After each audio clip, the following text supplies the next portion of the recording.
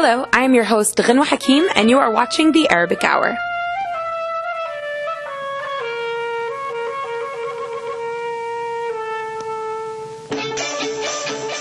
On April 3rd, the American Arab Anti-Discrimination Committee presented a conference with Professor Noam Chomsky and Omar Baddar. The lecture focused on presidential elections, troop surges in Iraq, and current U.S. policy towards the Middle East. Last week, we brought you the first part of the conference with Professor Noam Chomsky speaking on the U.S. foreign policy in the Middle East. On today's program, we will be bringing you the second part, a mini debate between Professor Chomsky and Omar Baddar, the executive director of the ADCMA. Their mini debate was Perspectives on the Israel Lobby. Without further delay, let us now go to Boston University with Professor Noam Chomsky and Omar Baddar.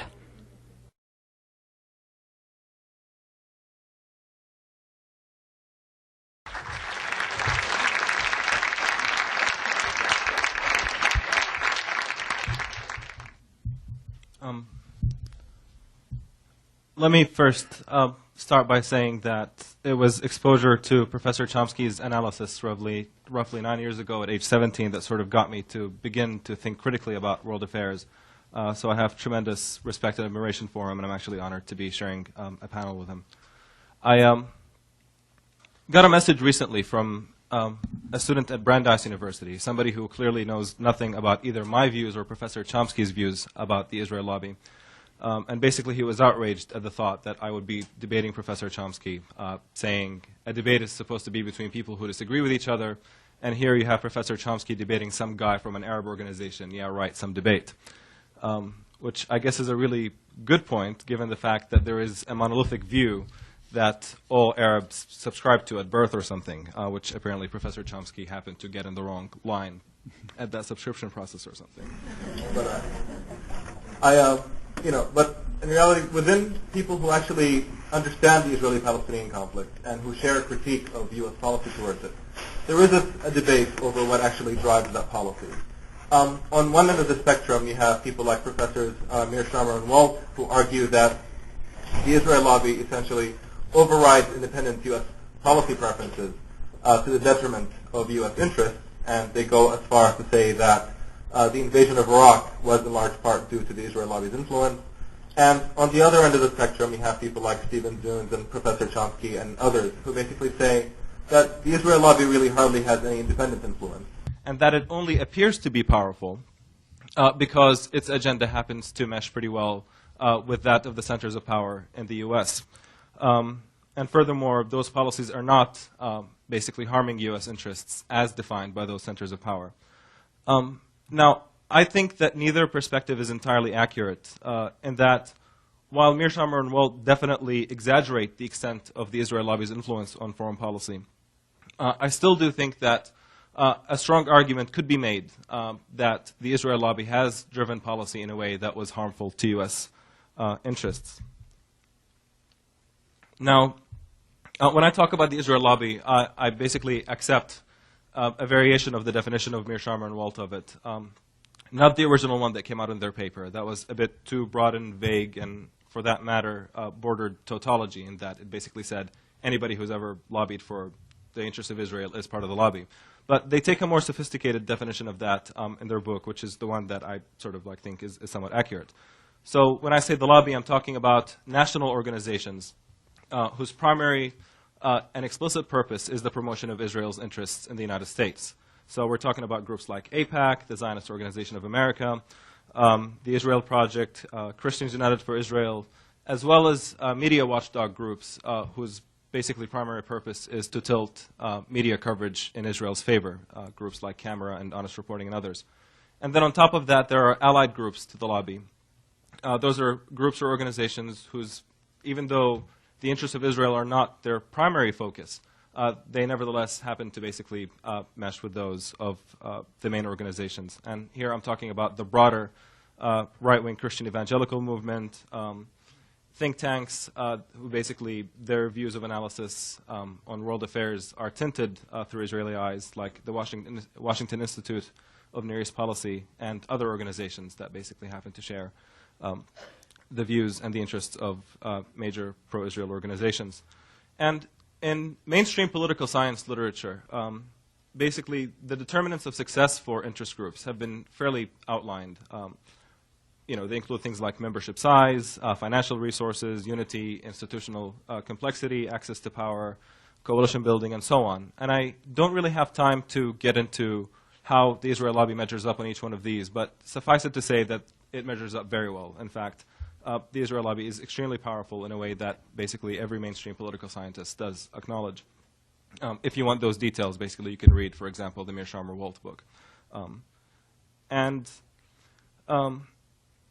Then you look at U.S. policy towards Israel. You see that Israel is the single largest recipient of U.S. foreign aid, receiving roughly $3 billion a year, 3/4 of which is military aid, and it's about, there we go.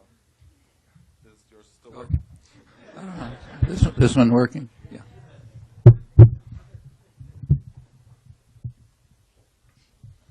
All right. You see that Israel is the single largest recipient of U.S. foreign aid, receiving roughly $3 billion each year, 2/3 of which is military aid, and that's about to be converted into entirely, in its entirety, to military aid as well.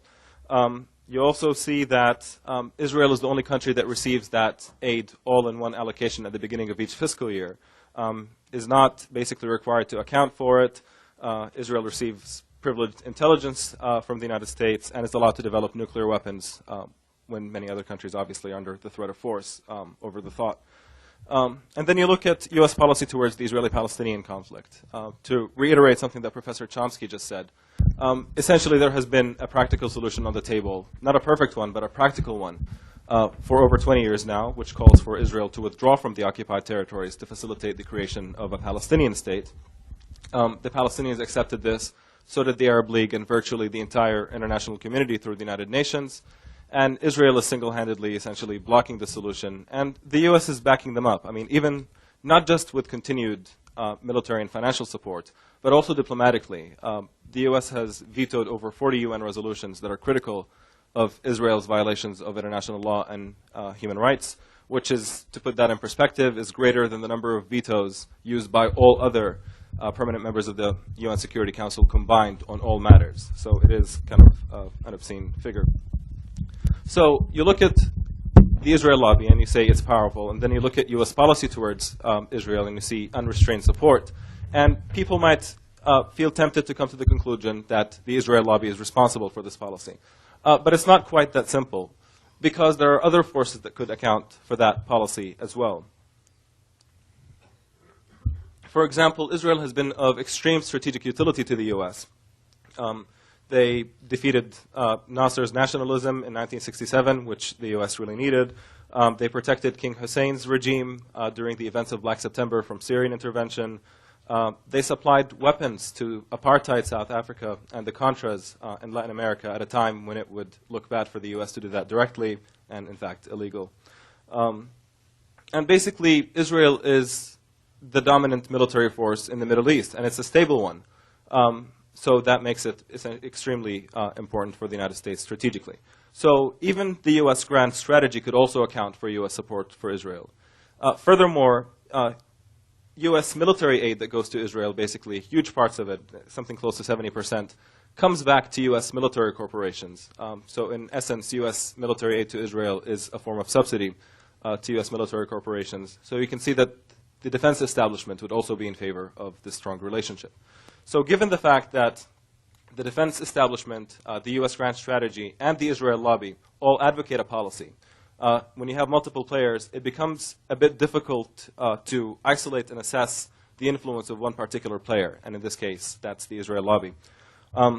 And the way to resolve this is to look at cases where the Israel lobby alone contradicted, basically was in conflict with the other forces that support this current policy. Now, unfortunately, the record does not resolve this problem because the record shows mixed results. So, for example, Professor Chomsky and others have pointed to the 2005 incident when Israel sold sophisticated military technology to China against U.S. wishes. The U.S. essentially humiliated Israel, and the lobby didn't say a word. They forced Israel to apologize publicly, which they did. In 1993, there was the incident where Israel was working out a deal with North Korea by which North Korea would cease to provide long-range missiles to Iran in return for Israeli investments in North Korea, which, when you're talking about missiles to Iran, this is something of serious strategic national security interest for Israel. And the U.S., in an effort to isolate North Korea, was basically able to compel Israel to end the deal. And in both those cases, the lobby, didn't say a word. And even in cases where the lobby did get active protesting, for example, there was the case of 1981 when the United States wanted to sell, the Reagan administration wanted to sell advanced radar systems to Saudi Arabia. The Israel lobby essentially threw a fit, and they got very active, and they gave the administration a very difficult time, and they almost canceled the deal. Only here, the defense industry, namely Boeing and United Technologies, basically who had hundreds of millions of dollars on the deal, basically got together and said that they were not going to allow this to happen. And sure enough, in cooperation with the Saudis and with the administration that was bent on getting this through, they were able to crush the lobby's opposition, and the deal actually went through. So all of these cases demonstrate the limits of the Israel lobby's influence. But on the other hand, Mearsheimer and Walt can point to cases where the Israel lobby did overcome administration opposition. So for example, in 2002, Ariel Sharon launched Operation Defensive Shield in the West Bank, killing hundreds of Palestinians at a time when Bush basically was trying to gather up support for the Iraq War. So he did not want to be on bad terms with the Arab world. And so he demanded that basically Israel end its incursion. A couple of days later, he clarified that he meant that Israel should end it immediately. And a day after that, Condoleezza Rice got on TV quite upset, saying, immediately means now. We expect the Israelis to end the incursion now. And in response, the Israel lobby essentially swung into action. There were 100,000 emails that were sent to the White House from Christian evangelical coalitions. Basically, AIPAC applied pressure on Congress, and the next thing you know, Congress is passing resolutions basically supporting Israel's incursion in defiance of the administration's requests to the opposite. And eventually, Bush essentially caved. He realized this was not worth the fight, and he said that Israel had responded satisfactorily to his call, but Israel had actually done no such thing. So this is one example of the lobby overcoming U.S. administration opposition. Another would be the settlement building that goes on. Virtually every president up until the second George W. Bush opposed settlements quite explicitly. And in the case of George Bush I, the opposition was so intense that he actually threatened to cut off loan guarantees to Israel. And there are heated comments on the record from James Baker and Bush I that basically showed that they were quite upset about this. But in the end, the settlements continued, and the settlements continue until today. So I think the pattern that you see emerging is that when we're talking about the Israeli-Palestinian conflict, the Israel lobby seems to be able to get its way over administration opposition. But when you're talking about broader strategic issues, the lobby does not stand a chance in the face of more powerful players. And what's important to note here is one might say, well, the Israeli-Palestinian conflict is not of strategic interest, so the U.S. doesn't care that much. But the problem here is that this is not entirely true, is that U.S. policy towards the Israeli-Palestinian conflict has been very costly for the United States on many fronts, the obvious ones being national security and the United States' image in the world. And then, of course, in terms of strategic positioning in the Middle East, and for that matter, in more details about access to oil and things like that. So on this particular issue, you can say that the Israel lobby does override independent U.S. policy preferences on the Israeli-Palestinian conflict to the detriment of the United States. And I know we're running out of time, so we can talk more about that in a bit. Well, there isn't going to be much of a debate because I basically agree with almost everything you've said, and I've written it many times. I think you're right in taking the narrow definition of the Israeli lobby. Even in the book, Walt Mearsheimer sometimes defined the lobby so loosely that it becomes close to tautologous. But if we keep to organized groups, like, for example, the Christian evangelicals, who, as you say, were instrumental, who you claim, I don't agree, were instrumental in overcoming administration opposition to the Operation Defensive Shield, destruction of Jenin. Yeah, that's a big group. Christian evangelicals are probably a third of the Republican vote, maybe a quarter of the population, huge electoral bloc. But the government does not go along with them. Their position is that the U.S. should support every Israeli action, everything, blow up the Temple Mount, which they've tried to do. And the U.S. government doesn't do that. Their reason for doing it is because they're dedicated anti-Semites. Their position, probably the most extreme. They want, a lot of them are accept a particular interpretation, the rapture interpretation of Revelations, which says what's going to happen is there's going to be a war, Gog and Magog and all that business. And then there'll be a great war in Armageddon. Everybody will be slaughtered. And those who are saved, namely us, will rise to heaven. What happens to the Jews? Well, they're not saved. Okay, so that's anti-Semitism at its most extreme level. And yes, they do want to support Israeli policies because they'll lead the war. But the U.S. government doesn't go along with that. In the case of Operation Defensive Shield, notice that if that's used as an example, then the lobby argument is in a serious self-contradiction. Walton Mearsheimer, as you point out, tried to claim that Israel drove the United States to the Iraq War on the side. That's completely contradicted even by their own evidence. But suppose we accept it as true. The logic that you outlined is that the lobby the lobby harmed U.S. interests by forcing the U.S. to accept the Jenin operations, even though it was undermining support for going to war with Iraq. Well, you can't have both positions. Either the lobby drove us to the war with Iraq, or the lobby harmed the effort to go to the war with Iraq, but not both. So I don't think that example shows much, and in fact I don't know of any evidence that the U.S. cared one way or another whether Israel smashed up Jenin. Yeah, it caused a lot of problems in to adopt the standard racist terminology, what's called the Arab Street. We don't talk about the British street or the French street, but there's a thing called the Arab Street, namely the population. And yeah, the population didn't like it. In fact, Bush is much more unpopular in, say, Saudi Arabia than Ahmadinejad or Jenin or Osama bin Laden. But the question is whether anybody cares about that.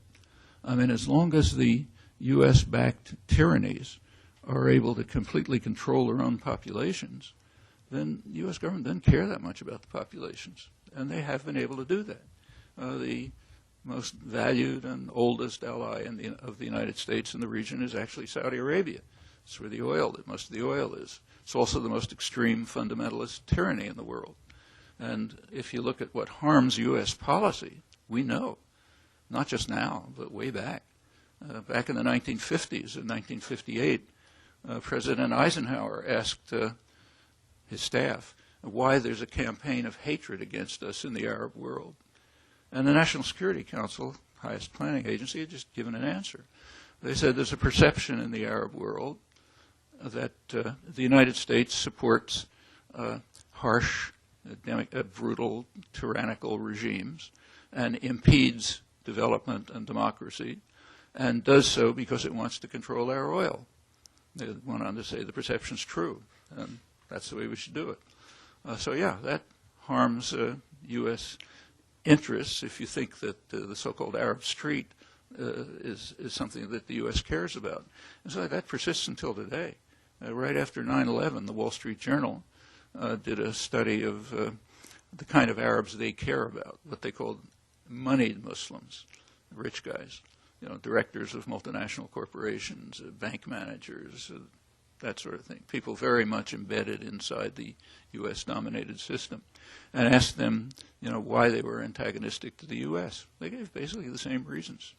They did add the sanctions against Iraq as a major reason, and also repression of the Palestinians, but they focused on the same reasons. The U.S. supports harsh and undemocratic regimes, tyrannies, blocks democracy and development, and does so because it wants to control our oil. Okay, it's not the Israeli lobby that's pushing that. That's the way the U.S. has determined its strategic goals, not only in the Middle East, the same everywhere else. Same policies around the world. Nothing special about the Middle East. There are As far as the, just one factual comment, as far as the scale of the lobby, in the sense that you correctly define it, in political science terms, money, membership, that sort of thing, that's been analyzed in detail by Stephen Zunis, and I advise you to look at it. And it turns out it's one of the smaller lobbies. It's dwarfed. It's totally dwarfed by the business lobbies, which are totally overwhelming, and even by things like the lawyers' lobby or the real estate agents' lobby and so on. It's influential, but it's influential, I think, largely because, as you say, it conforms mostly to U.S. policy. I don't consider the cases that you mentioned very. Let's take the George Bush 1 case, which is an interesting one, which is seriously misunderstood. That's the other example that's standardly given for the power of the lobby. George Bush #1 and his Secretary of State, James Baker, took the most extreme position against the Palestinians and support of Israeli expansion of any president. But they did it in secret, so they weren't getting any lobby support or pressure for it. We now know, because actually the documents were known, but they were kept quiet. They took the position. They supported the coalition, the Israeli coalition government position, the Shimon Peres, Yitzhak Shamir position, that there can be, I'm quoting it now, no additional Palestinian state between the Jordan and the sea, meaning there already is a Palestinian state, namely Jordan, and there can't be an additional Palestinian state. And the fate of the territories, they said, has to be implemented in accord with the wishes of the government of Israel. That was endorsed in what was called the Baker Plan, the December 1989 Baker Plan, which endorsed exactly that position. That's the harshest position, anti-Palestinian position, that's been taken by any American president. That was George Bush, the first. No lobby pressure. The lobby probably didn't know about it. But yeah, that's the position they took. It's kind of like saying that the Jews don't need Israel because they already have New York, so there has to be an additional Jewish state. It's very much like that. If anybody were to say that, he'd be called a Nazi, But that's the position that George Bush the first and James Baker took. No pressure from the lobby. The conflict was over something else. Yitzhak Shamir happened to be unusually abrasive. He would wait until James Baker showed up in Jerusalem, and right at that moment, brazenly announced, we're setting up a settlement on such and such a hilltop. Okay, you don't treat the Godfather that way. You have to be more polite. You have to do it the way Shimon Peres does. You say, thank you, Master, we will not settle any more settlements, just like you say, and a week after you leave, we'll put up the outpost and build it, and then everybody's happy. Exactly what happened with Condoleezza Rice on her last trip. That's the way you're supposed to behave. If you behave too abrasively to the master, he's not going to like it.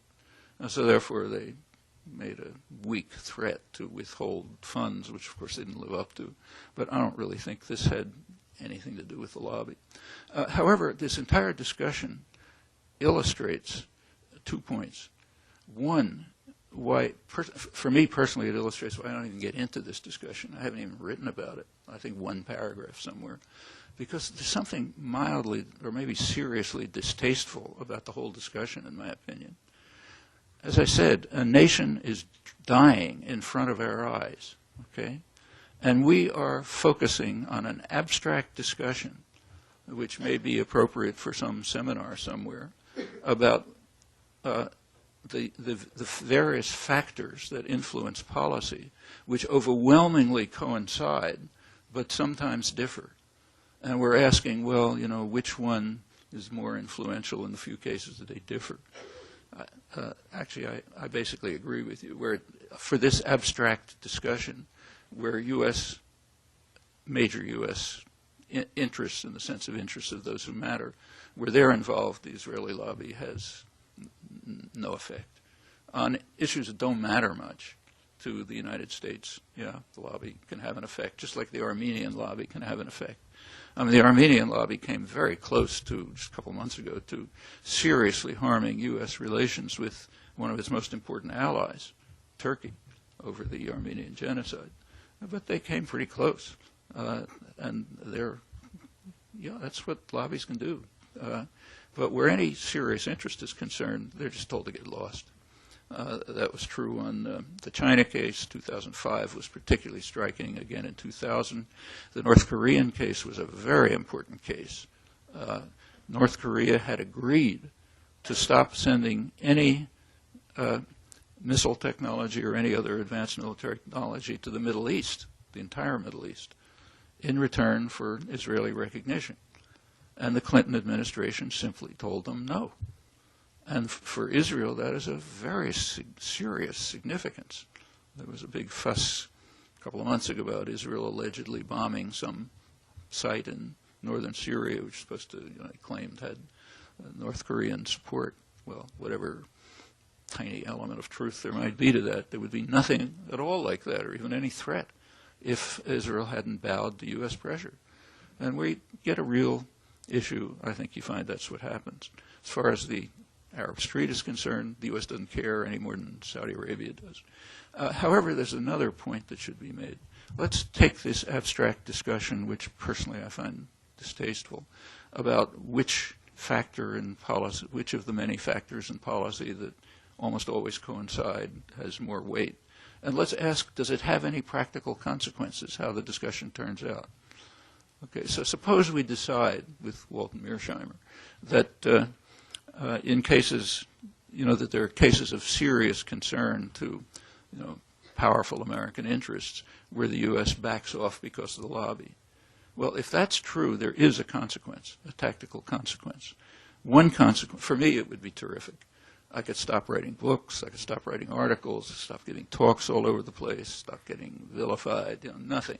All I'd have to do, or you'd have to do, or anyone else concerned with the problem would have to do, is put on our ties and jackets, go to the corporate headquarters of Lockheed Martin, Intel, Hewlett-Packard, Microsoft, Warren Buffett, ExxonMobil, and so on, and politely explain to them that their interests are being harmed by a lobby that they can put out of business in 30 seconds with their political clout and economic force. Okay? Game's over. We've won. Does anybody do it? I mean, does anybody even bother to laugh? Well, no. Yeah. I mean, it's laughable. If the few big interests looking out for themselves didn't like what was happening, they'd do something about it. And what they're doing about it is investing in Israel. Not under pressure of the Christian evangelicals or AIPAC, but because they find it useful to have a powerful state, most powerful state in the region, actually with military forces that are more, with air and armored forces that are larger and technologically more advanced than any NATO power, let alone the region outside the U.S., and that is totally subordinate to the United States. Israel made a decision a long time ago that it would sacrifice security for expansion, which makes it totally subordinate to the United States, has to do what the U.S. wants, very loyal, performs any task that's wanted, right on the periphery of the major oil-producing regions. The tyrannies who run the oil producers really don't mind as long as they can control their own populations. So it's it's a system that works for the interests of the few big interests who look out for themselves. And we see it in their behavior. If we think they're being misled, well, we should explain it to them so that they'll change their behavior and put the lobby out of business. But as far as I can see, that's the only practical consequence to this discussion. Otherwise, it's an abstract discussion, which you can have off in some seminar room, about the relative weight of two factors in policy formation that almost always coincide but sometimes conflict. And while that's maybe an intellectually interesting discussion, I can't get much involved in it when we see a nation being killed under our eyes. Just a couple of things to point out.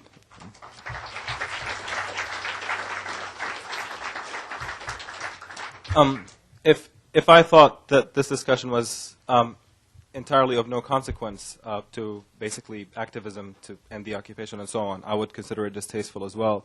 The only thing is that I think if you operate under the assumption that the reason why the U.S. supports the monstrous policies that Israel carries out in the occupied territories is because of the influence of a lobby, then the natural course, what that leads people of conscience to do is to say, okay, well, all we have to do is present a counter voice and sort of like try to drown the other voice, create a counter force, and that would influence policy in the correct direction. But if you take the view that the Israel lobby has no influence, and that the U.S. is not really susceptible to lobby pressure, then that might give people the impression of this thing is entirely hopeless. If the Israel lobby does not influence policy, we certainly would not be able to, and therefore advocating for basically Palestinian human rights would be an endeavor that is not worth taking. So I think, for me, I'm invested in saying that there is a lobby, and if you counter it, you can be effective as a way of getting people to basically get more involved in the issue. Now, the argument here is that the reason why the Israel lobby gets away with what it does with regards to the Israeli-Palestinian conflict is because this is an issue that does not matter for U.S. policymakers. And my argument here is precisely the opposite, is that it does. Take a couple of examples. So, in the U.S. grand strategy in the region, they're genuinely afraid of Iranian influence. Now, the fact that the U.S. has allowed the conflict to perpetuate, and that fact that Iran is able to basically take advantage of that by spreading its influence throughout the region, by taking advantage of popular hostility towards Israeli policies. I mean, this is something of serious threat to the U.S. If there was no conflict, Iran would have nothing to play on to spread its influence. And so, strategically speaking, it seems of crucial importance for the United States to take active steps to end the conflict. On the question of oil, for example, you look at Saudi Arabia. There's a reason why they're pushing for the Arab Initiative, basically to resolve the conflict as well. They presented it again in 2007. Basically, they're desperate to end the conflict because the conflict is a major source of popular discontent throughout the region. And if Saudi Arabia is going to continue to basically toe the United States line, this is going to cause problems for it in terms of governmental stability. So again, here you have a case where it seems that oil companies certainly have an interest in the stability of the Saudi government, and the Saudi government thinks that this is an important issue to resolve for stability. So it seemed that it would follow that oil companies would be in favor of basically putting pressure to end the conflict. So now, like, the way I look at it is, going to the oil lobbies and actually talking to them and explaining these things does not become so outrageous an idea. And if you want to take it a step further, so take, for example, especially with the potential election of McCain, if the U.S. actually invades Iran, or bombs it for that matter, it's going to need the logistical support of Persian Gulf countries. Now, given the current climate in the Middle East, those governments are going to have a very difficult time basically giving that logistical support for the U.S. Their survival is seriously at risk. Now, if the U.S. gives something in return for these regimes to pacify their populations, looking at it hawkishly from a strategic perspective from the U.S., the best thing to do would be to resolve the Israeli-Palestinian conflict, to basically make things easier for the broader, grand strategic plan for the United States in the region. So basically what I'm arguing here is that the perpetuation of the Israeli-Palestinian conflict is of basically is a strategic harm for U.S. interests in a very serious way that U.S. Policymakers should take seriously. And the last thing on the size of the lobby. Basically, you have polls that are taken of Congress and their staffers who basically consistently show that they view the Israel lobby as one of the most influential lobbies in Congress. Bill Clinton referred to them as, basically said AIPAC was, that AIPAC lobby is better than anybody else does in Washington. So you have this recognition on behalf of Congress that the Israel lobby is influential. And so if it is correct, as I and most Americans think it is, that U.S. policy, generally speaking, is over-influenced by lobbies, and then you add to that the fact that Congress acknowledges that the Israel lobby is of tremendous influence, it follows that the Israel lobby does have significant influence on policy. And the last thing I want to point out is the Israel lobby boasts of its ability to defeat people running for political office, basically, who do not toe the line. I mean, they're countless statements by AIPAC members and many others who basically say, we've cost so-and-so the election, and, we hope that people will get the message now. And you can actually see that in effect when you look at presidential candidates falling over each other, trying to portray themselves as extremely supportive of Israel for the obvious reasons. And I'm thinking, if a lobby has that much control over the political survival of people running for office and in Congress, then they de facto, if not ipso facto, have an influence over policy, because nobody can, basically take on a policy that the lobby would consider unacceptable.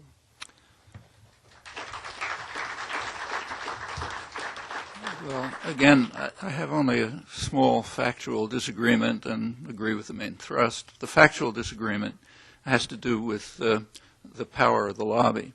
And here I won't go through the details, but I just suggest that you look at Stephen Zunis's careful, detailed analysis of it, which shows that there's almost no effect on candidates running for office. The most passionate supporters of Israel are mostly in safe districts, like Nancy Pelosi. Nobody's going to run against them.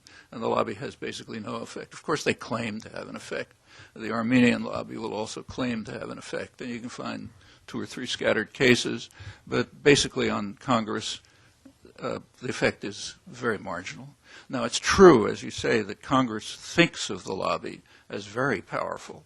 But that's the reason for that is that the real lobbies, they just take for granted. Like, they're not going to tell you that the business lobby's powerful, or the telecommunications lobby, or the farm lobby. I mean, sure, that's what we're here for. We work for them. They're not powerful. That's who we are. Clinton's not going to say the telecommunications lobby won the 1990. I shifted policy in 1996 to win the election because of funding from them. He did. But you don't talk about that because that's the way the system works. There's nothing to discuss. That's like saying I'm breathing air or something. So sure, they don't refer to the real lobbies. But as far as the rest is concerned, you were actually giving an argument in favor of what I said, I think. I don't happen to agree with you on the analysis of the situation entirely, but suppose we accept your analysis completely. The U.S. policy with regard to Israel-Palestine is harming the interests of the few big interests who run the country, like the ones I mentioned: Lockheed Martin, ExxonMobil, Intel, Microsoft, Hewlett-Packard, all the ones who seem to be very happy with the present situation. So U.S. policy is actually harming their interests. Well, there is a tactical consequence, namely, we're wasting our time here.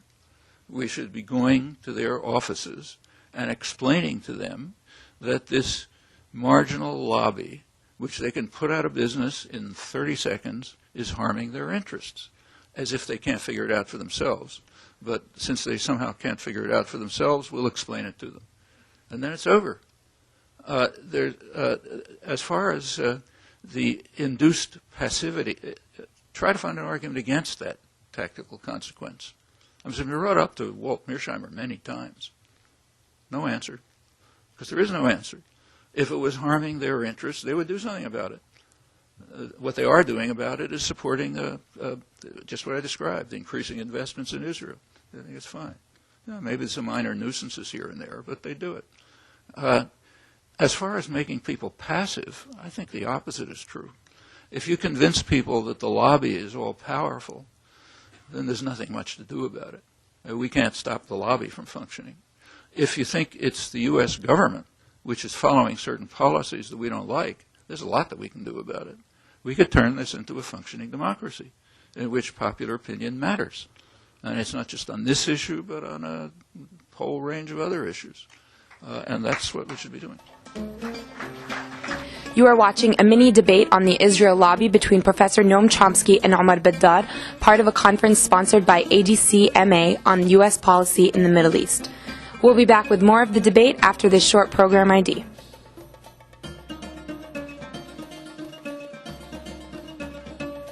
You are watching The Arabic Hour, a program of news, views, culture, cuisine, and the Arab American experience.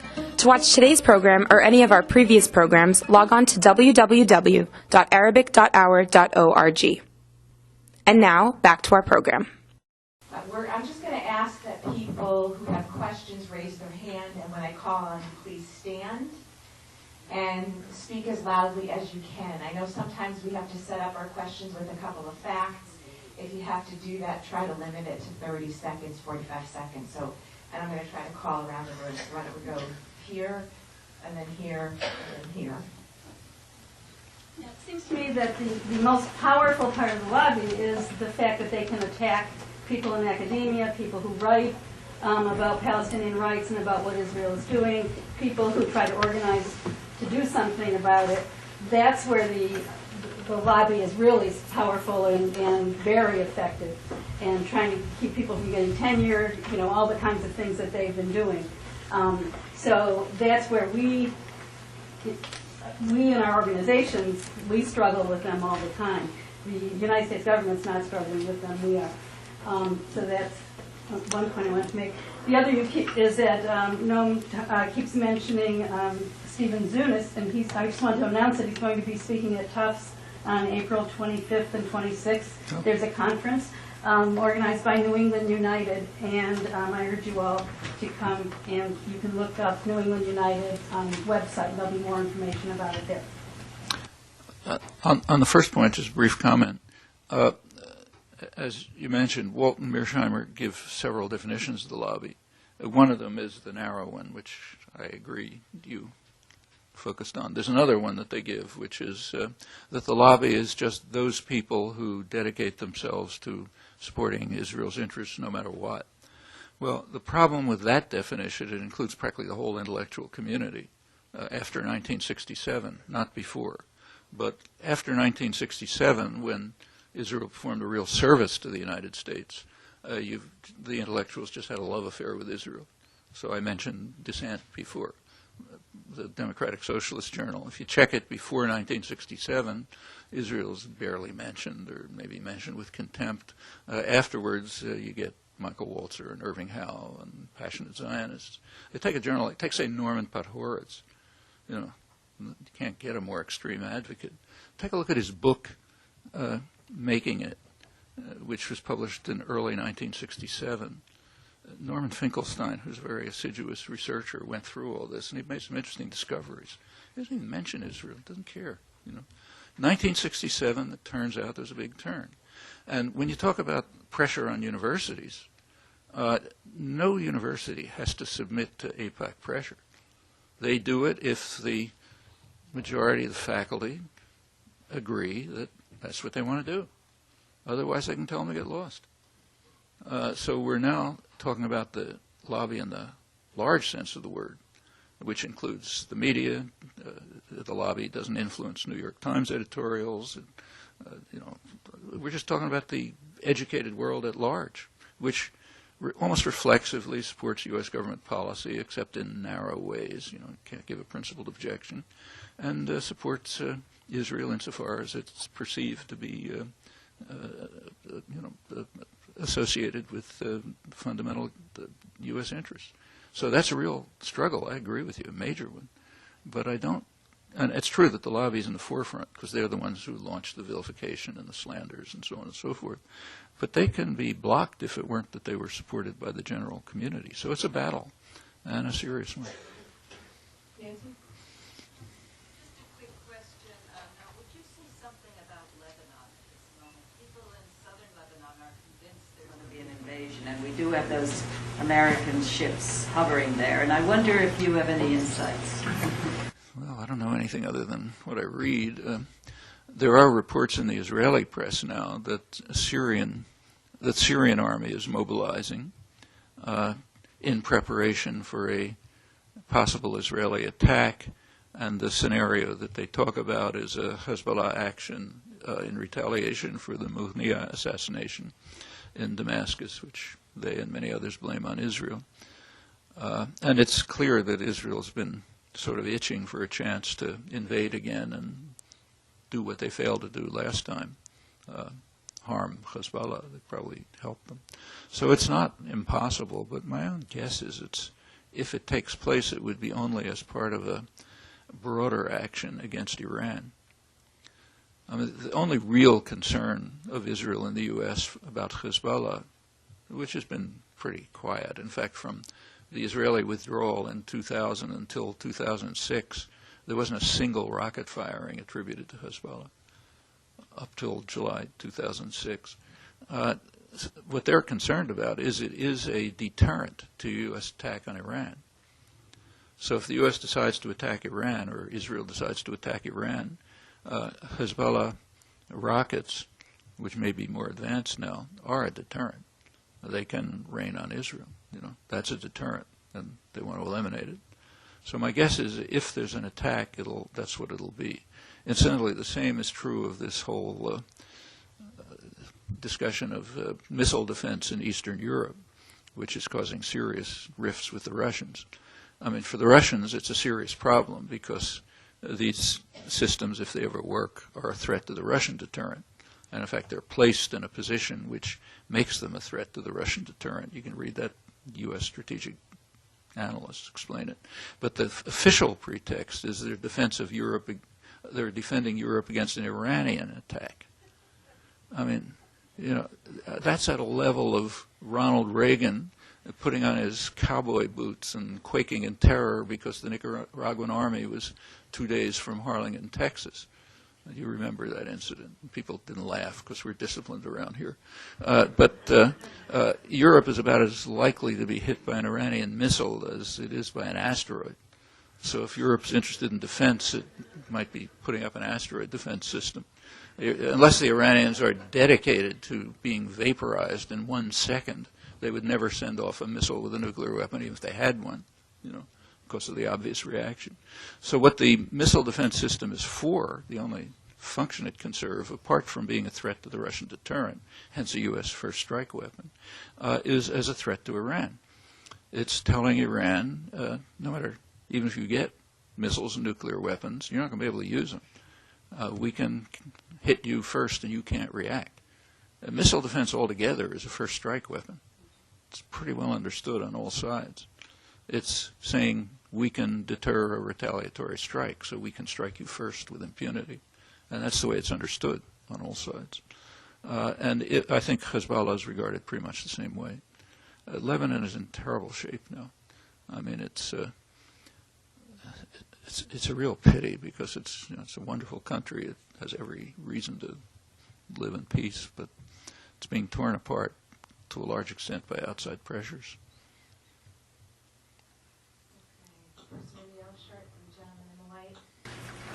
A question for Professor Chomsky. How, if at all, you think your views on Israel and the Middle East have been affected by your growing up as a Jew in a Jewish family? Yeah, well, I grew up as in an intensely Jewish environment, in fact, Jewish ghetto pretty much, and was a Zionist youth leader and so on.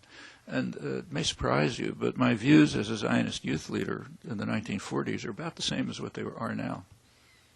I was part of what was the Zionist movement that was opposed to a Jewish state. And that was a substantial part of the Zionist movement in those days. There wasn't an official commitment to the Jewish state until 1942. It was maybe in people's minds, but it's not official in the United States, incidentally. And it remained a substantial part of what was called the Zionist movement in Palestine, too, that was against the Jewish state for the kinds of reasons I mentioned, and in favor of Arab-Jewish cooperation. They were socialists, so Arab-Jewish working-class cooperation. That was the part of the Zionist movement I was connected with, and circumstances change, so the tactics you think of change. But so and I wrote about it. From 1967 to 1975, there was a real chance, in my view, to institute what's now called a one-state solution.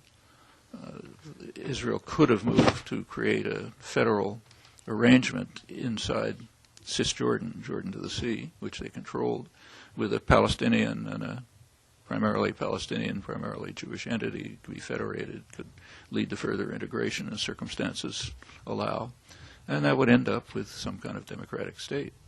That option, if you're interested, I wrote about it at the time. There's a book, a lot of articles, and it was just total anathema on every side. Everybody hated it. By 1975 was over. By the time the Palestinians had committed themselves to an independent state and the world had accepted what has become the total international consensus on a two-state settlement, this proposal was gone. An interesting question you might ask is why it's popular now when it's completely unfeasible, whereas it was anathema when it was feasible. So why is it that the New York Times and the New York Review of Books and so on publish articles on it now when they would have been willing to slaughter you when you suggested it when it was feasible? I think you can make up an answer to that, which is not too pleasant, but I'll leave it to you.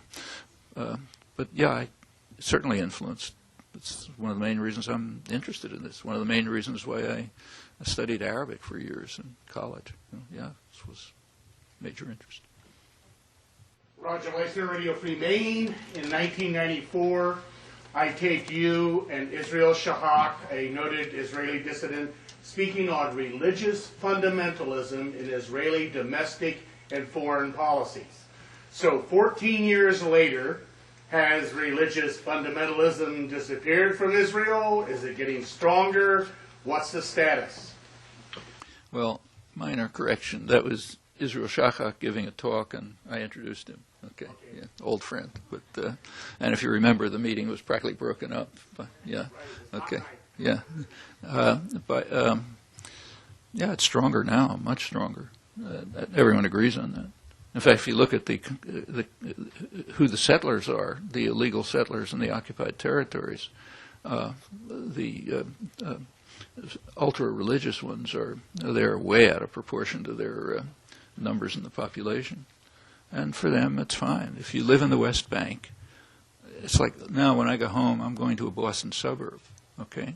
Nice Boston suburb out in the West, Lexington. Yeah, that's what the West Bank is. It's the nice, pleasant suburbs for Jerusalem and Tel Aviv. Also happens to be sitting on the major water supplies and breaks up the Palestinian territories and so on.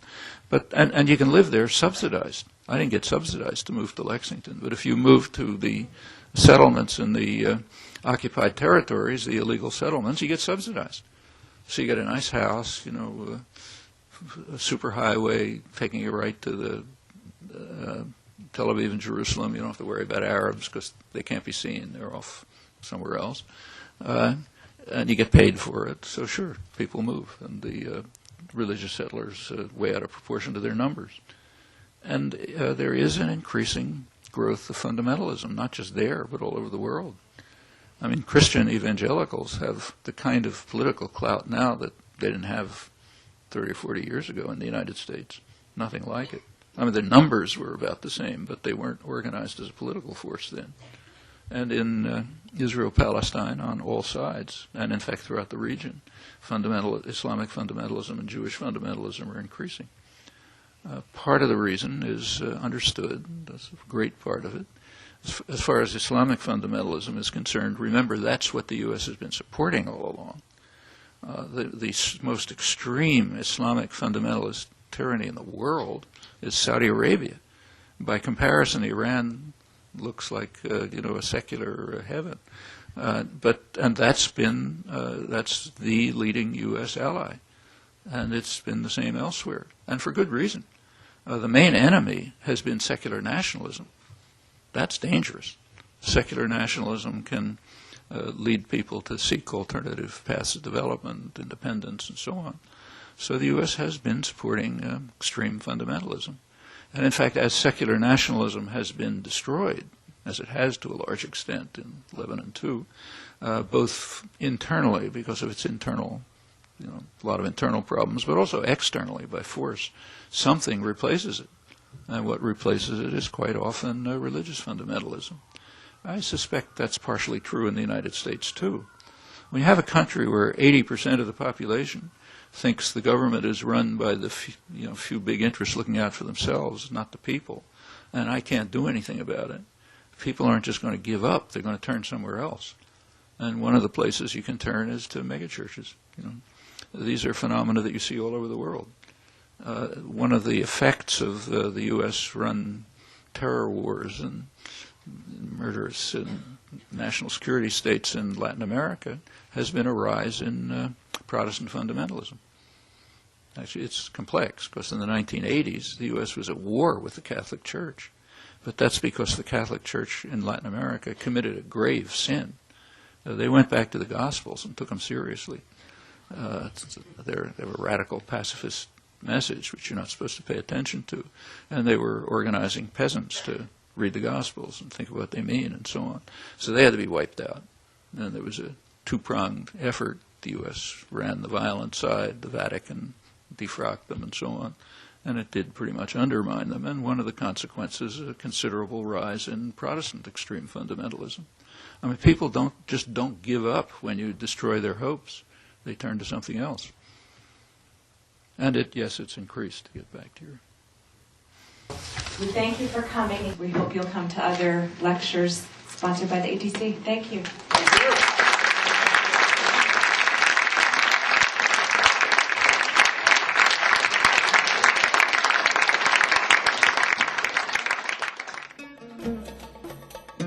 You are watching The Arabic Hour, a program of news, views, culture, cuisine, and the Arab American experience. To view today's program or any of our previous programs, log on to www.arabic.hour.org.